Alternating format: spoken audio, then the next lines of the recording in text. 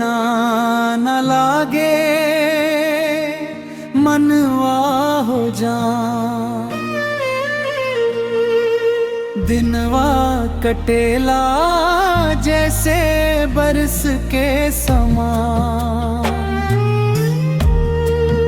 आँखियाँ में बसल बाड़ू सपना बन के। आ जाए सजना तू अपना बन के।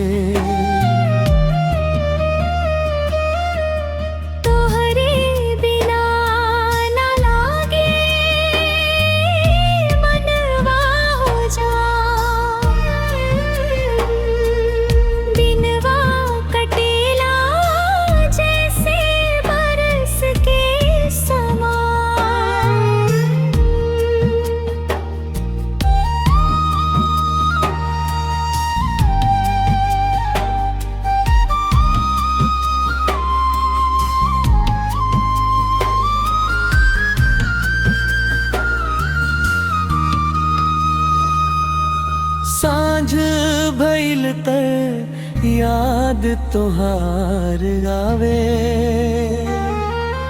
चंदा भी देखी त नाम तोहार गावे।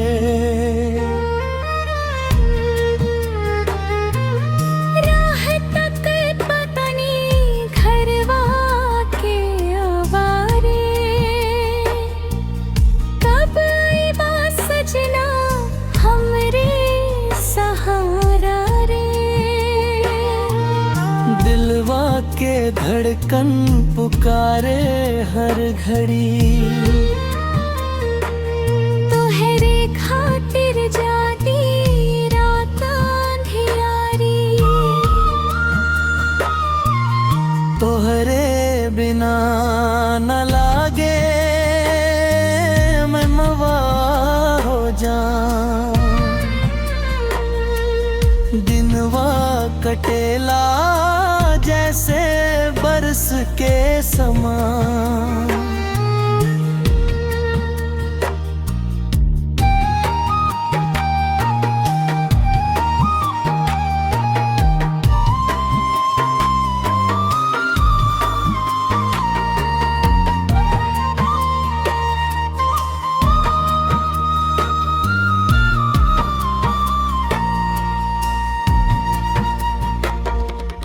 बरखा के बूंदिया संदेशा ले आवे।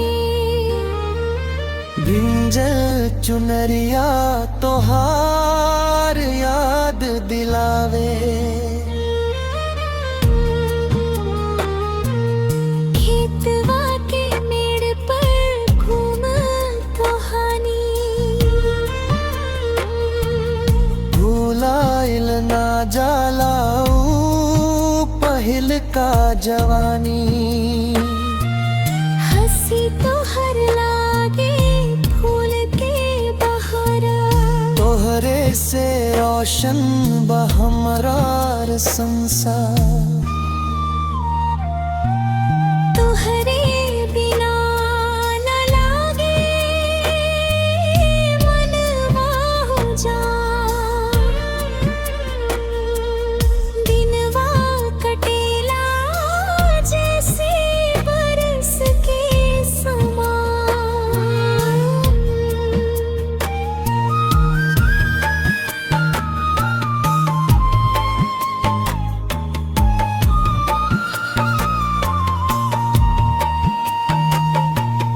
मेला में घूमे के सपना सजवनी,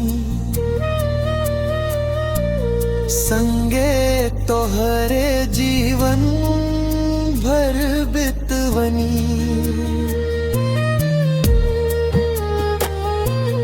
हाथवा में हाथ रहे जन्म जन्म तक, साथ ना छुटे कब हूँ दुख सुख तक। रब से ये अरदास हम कर ले, तोहरे नाम के दीपवा रोज जरे। गाँव के गलियान पीपल के छिया याद दिलावेला तोहार अखियां। बांसुरी के तान सुनी मन बहे केला, तोहरे प्यार में दिलवा धड़केला। ए राजा सुन लस दिल के पुकार,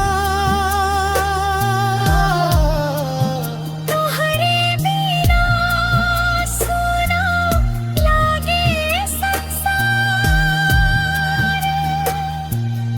तोहरे बिना न लागे मनवा हो जान।